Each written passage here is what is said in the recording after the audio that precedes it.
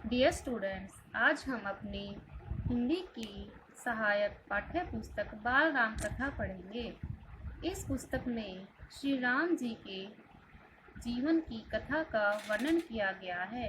हमने अपने बड़े बुजुर्गों से अर्थात अपने दादा दादी से, नाना नानी से इनके जीवन की कहानी के बारे में सुना होगा। हम टेलीविज़न में भी कई बार इनकी कई कहानियाँ देख चुके हैं। तो अब हम अपने इस पुस्तक के माध्यम से उनके जीवन के गुणों को अपने जीवन में अपनाने की कोशिश करेंगे। हमारी पाठ्य पुस्तक बाल राम कथा का पहला अध्याय है अवधपुरी में राम।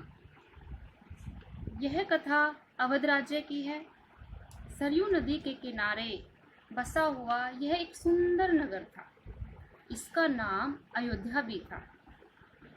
भवता जैसे उसका दूसरा नाम हो। यहाँ की सड़कें चौड़ी थी। यहाँ के सारे बाग बगीचे बहुत ही सुंदर थे। यहाँ के खेतों में चारों तरफ हरियाली थी। अयोध्या हर तरह से संपन्न नगरी थी। दुख और गरीबी अयोध्या नगरी की सीमा में प्रवेश भी नहीं कर सकती थी। अयोध्या के राजा दशरथ थे। राजा दशरथ कुशल योद्धा और न्यायप्रिय शासक थे। वे रघुकुल के वंशज और महाराज अज के पुत्र थे। यहाँ के लोग मर्यादाओं का पालन करते थे। नगर और लोगों में शांति थी। राजा दशरथ को एक ही दुख था कि उनकी कोई संतान नहीं थी। उनकी 3 रानियां थीं, कौशल्या, सुमित्रा और कैकेयी। संतान की कमी के कारण उनको अपना जीवन सूना सूना लगता था। आयु बढ़ने के साथ साथ दशरथ की चिंता और भी बढ़ती ही जा रही थी। राजा दशरथ ने मुनि वशिष्ठ को रघुकुल के अगले उत्तराधिकारी के बारे में अपनी चिंता बताई। उन्होंने राजा दशरथ को पुत्रेष्टि यज्ञ अर्थात पुत्र की प्राप्ति के लिए यज्ञ करने की सलाह दी। सरयू नदी के किनारे पर तपस्वी ऋष्यशृंग की देखरेख में यज्ञ की तैयारियां शुरू हुई। मंत्रोच्चार के बीच सबने आहुति डाली। मंत्रोच्चार के बीच अर्थात सभी ऋषि मुनियों ने मंत्र बोले और सभी ने आहुति डाली।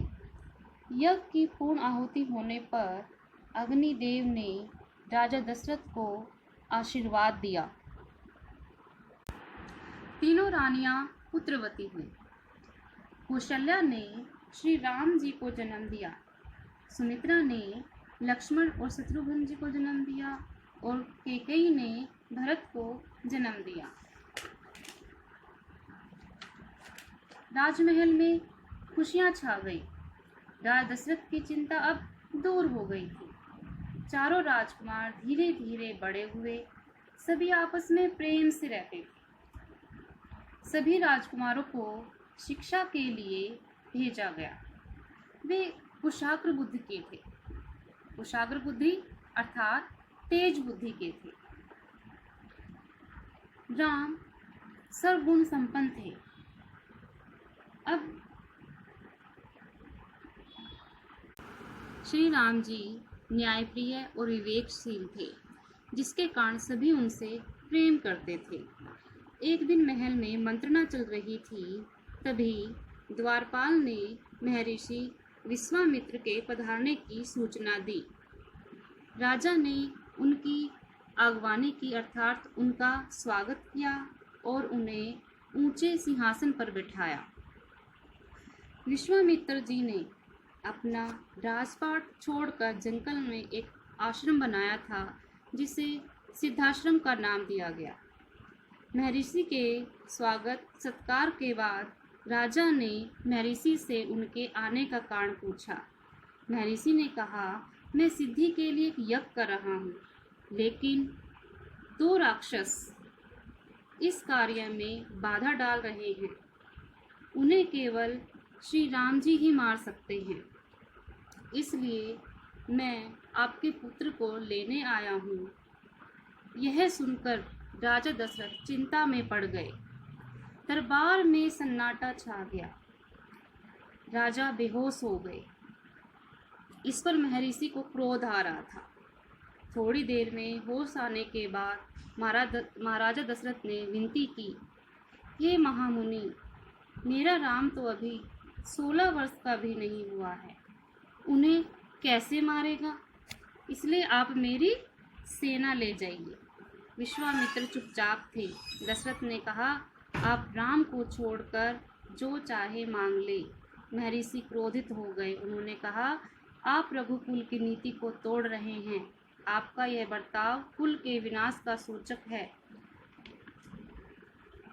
बात बिगड़ती हुई देखकर मुनि वशिष्ठ आगे आए। उन्होंने राजा दशरथ को राम की शक्ति के बारे में बताया।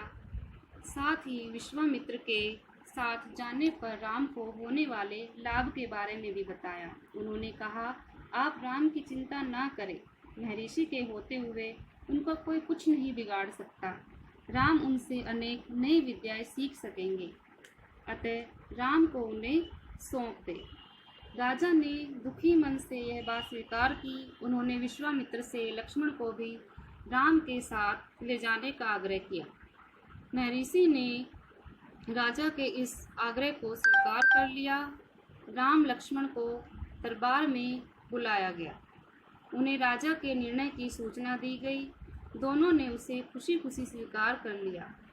विश्वामित्र भयानक जंगलों में आगे आगे चल रहे थे और राम लक्ष्मण धनुष बाण संभाले उनके पीछे पीछे चल रहे थे। प्यारे विद्यार्थियों, हमें इस अध्याय से शिक्षा मिलती है कि हमें भी श्री राम जी की तरह सभी के साथ मिलजुल कर प्रेम से रहना चाहिए। अपने माता पिता की आज्ञा का पालन करना चाहिए और उनके निर्णय को खुशी खुशी स्वीकार करना चाहिए।